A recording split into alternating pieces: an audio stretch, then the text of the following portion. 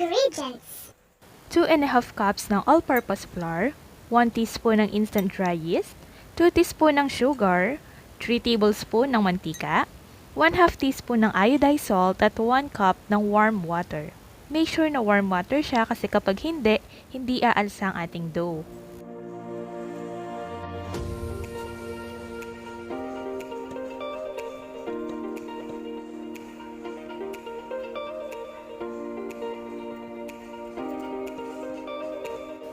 Haluin lang po natin siya and then let it rest hanggang sa mag-activate ang ating yeast.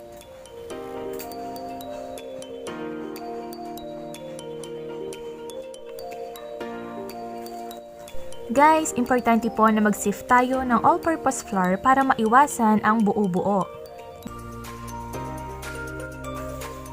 Para naman po sa complete ingredients, nilalagay ko po siya sa description box below. Guys, importante po na dito natin ihalo ang ating asin dahil kapag hinalo natin siya dun sa mixture natin kanina, hindi po mag-activate ang ating yeast. Yan, haluin lang natin ng mabuti bago natin ilagay ang ating yeast mixture.